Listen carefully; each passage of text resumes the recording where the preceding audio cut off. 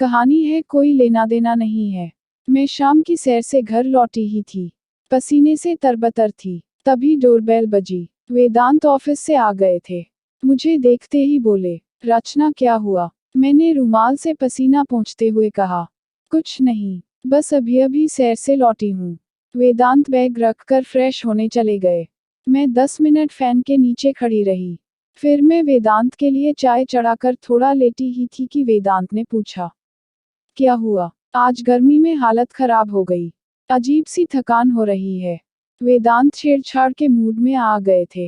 मुस्कराते हुए बोले, हाँ, उम्र भी तो हो रही है।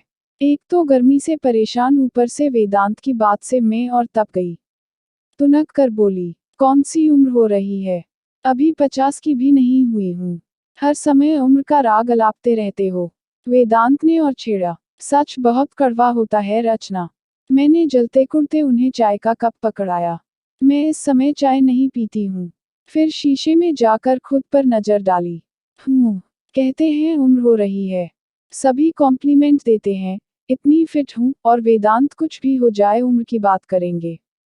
सबसे बड़ी बात यह कि जब मैं खुद को यंग महसूस करती हूँ, तो यह जरूरी है क्या कि कभी कुछ हो जाए तो उम्र ही कारण होगी। कुछ भी बोलते रहते हैं, इनकी बातों पर कौन ध्यान दे। गुस्सा अपनी ही हेल्थ के लिए ठीक नहीं है। बोलने दो इन्हें। थोड़ी देर में हमारे बच्चे विना और श्याम भी कोचिंग से आ गए। सब अपने रूटीन में व्यस्त थे। डिनर करते हुए अचानक मुझे कुछ याद आया, तो मैं अपने माथे पर हाथ रखते हुए बोली, उफ, गर्मी लग रही थी तो सैर से सीधी घर आ गई। कल सुबह के लिए सब्जी लाना ही भूल गई। वेदांत को फिर मौका मिला तो फिर अपना तीर छोड़ा। होता है, उम्र के साथ याददाश्त कमजोर होती ही है। एक तो सुबह क्या बनेगा इसकी टेंशन, ऊपर से फिर उम्र का व्यंग्यबान। मैं सचमुच नाराज हो गई।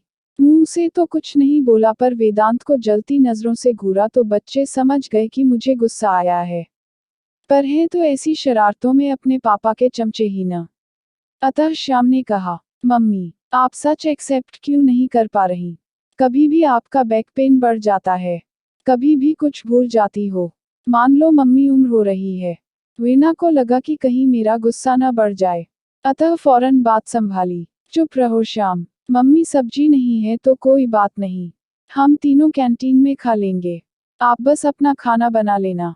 मैंने जल्दी से अपना खाना खत्म किया और फिर पस उठाकर बोली, देखती हूँ पनीर मिल जाए तो ले आती हूँ। वेदांत ने भी कहा, अरे छोड़ो, कैंटीन में खा लेंगे सब। जानती हूँ वेदांत को घर का खाना ही ले जाना पसंद है। उम्र बढ़ने की बात से मुझे गुस्सा तो आता है, चिढ़ती भी बहुत हूँ, पर प्यार भी तो करती हूँ न उन्हें। अतः मैं उन्हें देखकर मुंह फुलाए हुए अपनी नाराजगी प्रकट करते घर से निकलने लगी। तो वेदांत मुस्करा उठे। वे भी जानते हैं कि मेरा गुस्सा क्षणिक ही होता है। हम तीसरी मंजिल पर रहते हैं। मैं सीढ़ियों से ही उतरती हूँ। ज्यादा सामान होता है तभी लिफ्ट में आती हूँ। पनीर लेकर लौट रही थी तो देखा लिफ्ट नीचे ही थी। कोई लिफ्ट में जा रहा था। मैं भी यूं ही लिफ्ट में आ गई। साथ खड़े लड़के ने लिफ्ट में 7वीं मंजिल का बटन दबाया। मैं पता नहीं किन ख्यालों में थी कि तीसरी मंजिल का बटन दबाना ही भूल गई। दिमाग में वेदांत की उम्र की बातें ही चल रही थी। जब अचानक लगा कि ऊपर जा रही हूं तो हड़बड़ाकर स्टॉप का बटन दबा दिया। लिफ्ट रुक गई। आजकल कुछ गड़बड़ चल रही थी। साथ खड़ा लड़का शालीनता से बोला, क्या हुआ मैम? मैं झेप गई। कहा, सॉरी, गलती से कर दिया। मुझे तीसरी मंजिल पर जाना था। बटनों से छेड़छाड़ करने पर लिफ्ट 7वीं मंजिल पर बढ़ गई। हमारी लिफ्ट दरवाजों वाली नहीं है, चैनल वाली है। खुली है तो मुझे जरा ठीक लगता है। मैंने अब उस लड़के पर नजर डाली। 26-27 साल का होगा। वह 7वीं मंजिल पर लिफ्ट से बाहर निकलकर मुस्कुराया तो आदतन मैं भी मुस्कुरा दी। मैंने फिर 3 वाला बटन दबाया और अपने फ्लोर पर पहुंच मुस्कुराती हुई घर में घुसी। तीनों मेरा ही वेट कर रहे थे। श्याम बोला, अरे वाह, पनीर मिल गया। मैंने हंसते हुए हाँ कहा तो वेदांत ने कहा, कितनी अच्छी लग रही हो हंसते हुए। मैं मुस्कुराते हुए ही लिफ्ट में हुई गड़बड़ बताने लगी तो वेदांत कुछ गंभीर हो गए। मैं मन ही मन हंसी। मैंने कहा, अच्छा लड़का था। इतनी जल्दी पता चल गया तुम्हें कि अच्छा लड़का था? वेदांत बोले, हाँ, मुझे जल्दी पता चल जाता है। कहते हुए मुझे मजा आया। वे बोले, ध्यान रखा करो यार। कहाँ था तुम्हारा ध्यान? मैं मुस्कुराती रही। 3-4 दिन बाद मैं शाम की सैर से लौट रही थी। वही लड़का फिर मुझे मिल गया। हमारी हाय हेलो हुई। बस 2 दिन बाद मैं फिर सब्जी लेकर लौट रही थी तो वह लिफ्ट में साथ हो गया। उसने मेरे कुछ कहे बिना लिफ्ट तीसरी मंजिल पर रोक दी। मैं थैंक्स कह बाहर आ गई। मैंने उस रात डिनर करते हुए सबको बताया। अरे, आज वह लिफ्ट वाला लड़का भी मेरे साथ ही आया। तो उसने खुद ही तीसरी मंजिल पर लिफ्ट रोक दी। वेदांत के चेहरे पर जो भाव आए, उन्हें देखकर मुझे मन ही मन शरारत सूझ गई। मैंने कई बातें एक साथ सोच लीं। फिर भोलेपन से पूछा, क्या हुआ वेदांत? क्या सोचने लगे? वीना और श्याम आराम से खाना खाते हुए हमारी बातें सुन रहे थे। वेदांत ने कहा, यह फिर कहाँ से लिफ्ट में मिल गया? तो क्या हुआ? वह तो मुझे अक्सर कहीं ना कहीं टकरा ही जाता है। जब एक बिल्डिंग में रहते हैं तो सामना तो होगा ही ना। वेदांत और मैं डिनर के बाद घूमने जाते हैं। उस दिन भी गए तो वह लड़का किसी से फोन पर बात कर रहा था। मैंने उसे देखकर जानबूझकर हाथ हिला दिया। उसने भी जवाब दिया। वेदांत ने कहा, यह कौन है? वही लिफ्ट वाला। बेचारे हाय हेलो पर क्या बोलते। उस समय तो चुप ही रहे। घर आकर जानबूझकर बच्चों के सामने बोले, आज तुम्हारी मम्मी का लिफ्ट वाला दोस्त देखा मैंने। बच्चे हंसे तो मैं भी मुस्करा दी। अरे छोड़ो, कहाँ से दोस्त होगा वह मेरा बच्चा है। मेरी उम्र देखो, इस उम्र में उसकी उम्र का मेरा क्या दोस्त बनेगा? उनके मुंह से निकल ही गया, इतनी उम्र कहाँ हो गई तुम्हारी? मैंने चौंकने का अभिनय किया। अच्छा, उम्र नहीं हो गई मेरी। वेदांत को कुछ न सूझा तो मुझे बहुत मजा आया। उस रात सोने लेटी तो वेदांत के आज के चेहरे के भाव पर हंसी आ रही थी। आजकल उम्र की छेड़छाड़ से मुझे कितना परेशान कर रखा है। मुझे तो अब शरारत सूझ ही चुकी थी। जानती हूँ मेरी इस शरारत के आगे वेदांत टिक नहीं पाएंगे। पर अब सोच रही हूँ कि मैं उनके इस मजाक पर इतना चिढ़ती क्यों हूँ। स्त्री हूँ ना, उम्र की बात पर दिल जरा कमजोर पड़ ही जाता है। कौन स्त्री नहीं चाहती हमेशा यंग बने रहना। पर जब मैं मन से स्वयं को यंग और एनर्जेटिक महसूस करती हूँ, तो मैं हर समय यह नहीं सुनना चाहती कि मेरी उम्र हो रही है। कभी कहीं दर्द हो गया तो उम्र का मजाक, कभी कुछ भूल गई तो उम्र।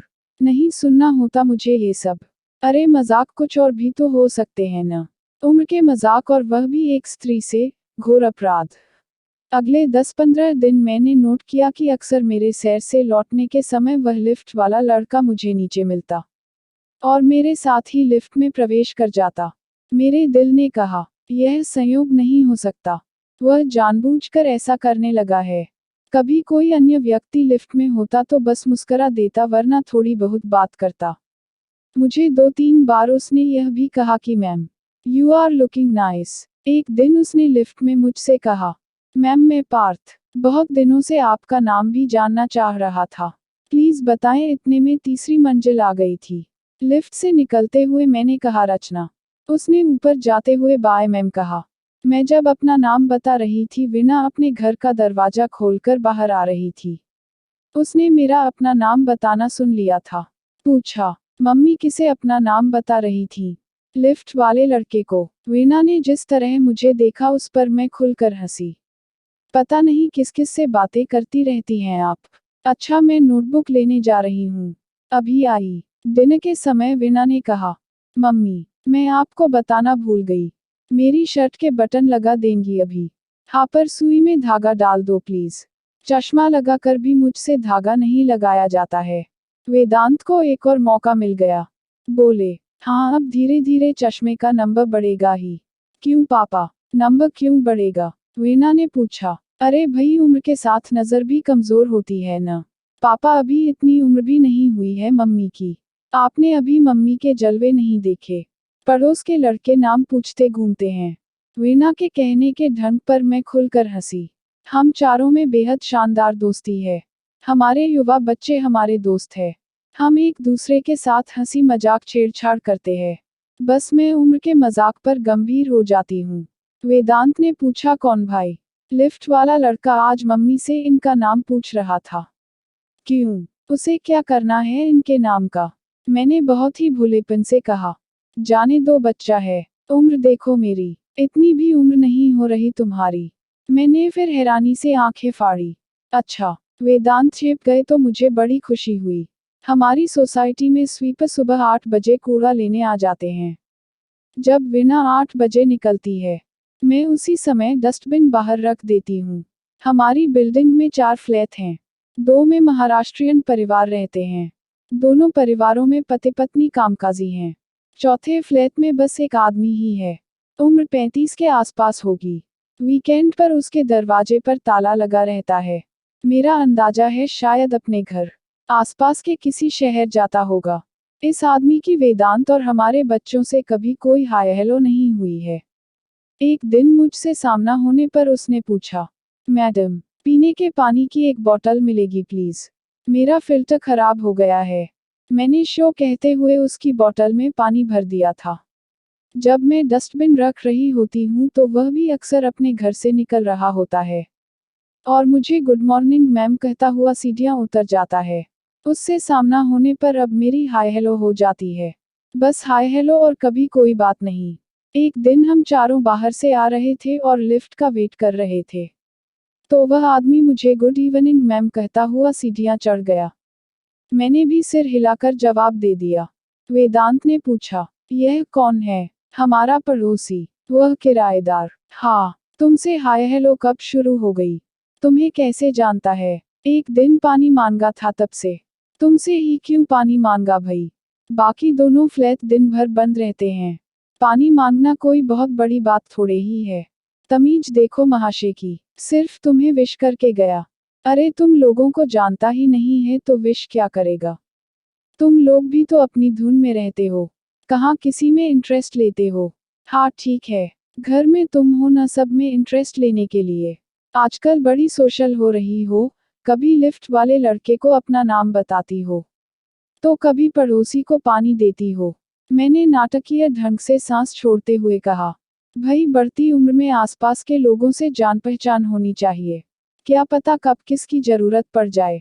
क्या बुजुर्गों जैसी बातें कर रही हो? हाँ वेदांत, उम्र बढ़ने के साथ आसपास के लोगों से संबंध रखने में ही समझदारी है। वेदांत मुझे घूरते रह गए। कहते भी क्या, अब बातें करते करते हम घर आकर चेंज कर रहे थे। कई दिन बाद लिफ्ट वाला पार्थ मुझे शाम के समय गार्डन में भी दिखा, तो मैं चौकन्नी हो गई। वह गार्डन में अब मेरे आने जाने के समय कुछ बातें भी करने लगा था। जैसे आप कैसी है मैम? या कल आप सैर करने नहीं आई? या यह ड्रेस आप पर बहुत अच्छी लग रही है मैम? उसके हाव भाव से, नजरों से मैं सावधान होने लगी थी। यह तो कुछ और ही सोचने लगा है। वेदांत और मेरे डिनर के बाद टहलने के समय पार्थ रोज नीचे मिलने लगा था और मुझे देखकर मुस्कुराते हुए आगे बढ़ जाता था। पार्थ का मेरे आसपास मंडराना तो इरादतन था, पर नए पड़ोसी का मुझसे आमना सामना होना 100% संयोग होता था। स्त्री हूँ इतना तो समझती ही हूँ, पर वेदांत की बेचैनी देखने लायक थी। वीणा को बाय कहती हुई मैं अक्सर पड़ोसी की भी गुड मॉर्निंग का जवाब देती, तो ड्राइंग रूम में पेपर पढ़ते वेदांत मुझे अंदर आते हुए देखकर यूं ही पूछते, कौन था? मैं पड़ोसी कहकर किचन में व्यस्त हो जाती। अब अच्छे मूड में वेदांत अक्सर मुझे ऐसे छेड़ते, इतनी वेल ड्रेस्ड होकर सैर पर जाती हो, लगता ही नहीं कि तुम्हारे इतने बड़े बच्चे हैं, बहन लगती हो वीणा की। मैं हंसकर उनके गले में बाहें डाल देती, कितनी भी बहन लगूं पर उम्र तो हो ही रही है ना। अभी तो तुम बहुत स्मार्ट और यंग दिखती हो, फिर उम्र की क्या टेंशन है। सच, मैं मन ही मन खुश हो जाती। और क्या, देखती नहीं हो, आकर्षक हो तभी तो वह लिफ्ट वाला और यह पड़ोसी तुमसे हाय हेलो का कोई मौका नहीं छोड़ते। अरे उनकी क्या बात करनी, उनकी उम्र देखो, दोनों मुझसे छोटे हैं। फिर भी उम्र की तो बात छोड़ ही दो, नजर तुम पर उठती ही है। तुमने अपने आप को इतना फिट भी तो रखा है। मैं मुस्कुराती रही। अब मैंने नोट किया वेदांत ने पूरी तरह से उम्र बढ़ने के मजाक बंद कर दिए थे, पर अब भी जब पार्थ और पड़ोसी मुझे विश कर रहे होते, ये मुझे गंभीर होते लगते। वेदांत और मैं एक दूसरे को दिलोजान से चाहते हैं। सालों का प्यार भरा साथ है, जो दिन पर दिन बढ़ ही रहा है। मैं उन्हें इन गैरों के लिए टेंशन में नहीं देख सकती थी। मुझे उम्र के मजाक हर बात में पसंद नहीं थे। वे अब बंद हो चुके थे। यही तो मैं चाहती थी। मुझे स्वयं को ऊर्जावान, फिट रखने का शौक है और मैं स्वयं को कहीं से भी बढ़ती उम्र का शिकार नहीं समझती। तो क्यों वेदांत उम्र याद दिलाएं? अब ऐसा ही हो रहा था। वेदांत को सबक सिखाने के लिए अब पार्थ और उस पड़ोसी का जानबूझकर सामना करने की शरारत की जरूरत नहीं थी मुझे। मैं डस्टबिन और पहले बाहर रखने लगी थी। सैर के समय में भी बदलाव कर लिया था। मुझे आते देखकर पार्थ लिफ्ट की तरफ बढ़ रहा होता तो मैं झट सीढ़ियां चढ़ जाती थी। पार्थ और पड़ोसी मुरे ही तो थे। इनका काम अब खत्म हो गया था। इनसे मेरा अब कोई लेना देना नहीं था। अगर आपको कहानी पसंद आए तो लाइक और शेयर कीजिए और चैनल को सब्सक्राइब करना मत भूलिए।